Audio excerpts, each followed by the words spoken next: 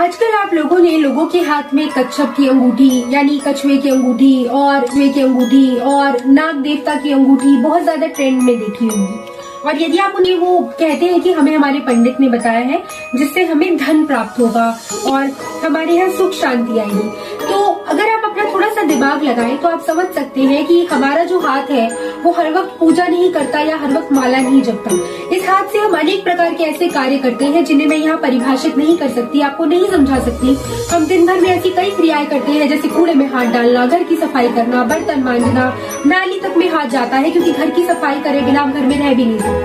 तो आप समझ सकते हैं कि इससे आपको पुण्य कम और पाप ज्यादा लगेगा। तो यदि आप अपने हाथ में कुछ भी धारण कर रहे हैं तो अपने आप को भगवान समझ के धारण ना करें, क्योंकि आप हर वक्त हर काम जादू से नहीं कर रहे हैं, आपको हर काम हाथ से करना है। और जब आप भगवान को अपनी सुख सुविधा के लिए अपने हाथ में पहनते हैं कि हमें धन मिले, और आपका हाथ जब कूड़े में डाल जाता है तो उसी वक्त भगवान आपको कोसते हैं, ना कि आपको पुण्य देते हैं। तो जो धन आपके पास होगा ना वो भी चला जाएगा। इसीलिए सोच समझ के अपने हाथ में अपने शरीर पे कुछ भी धारण करें।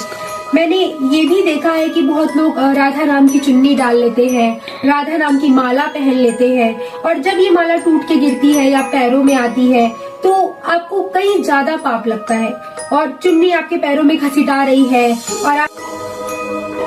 और जो ये आप कच्छप या नाग आप हाथ में पहन रहे हैं, क्या आप जानते हैं किसका अवतार है? कच्छप विष्णु जी का अवतार है, और विष्णु जी तो स्वयं एक ऐसे देवता है जिन्होंने पूरी सृष्टि की रचना की है। और जो आप नाग हाथ में धारण कर रहे हैं वो कृष्ण जी के भाई बलराम शेषनाग जी हैं।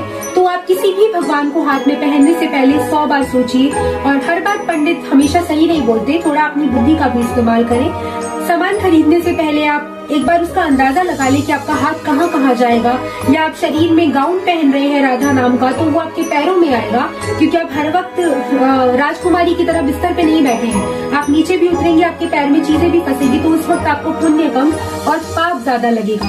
तो पुण्य करे ना करे पाप से जरूर बचे। राधे राधे।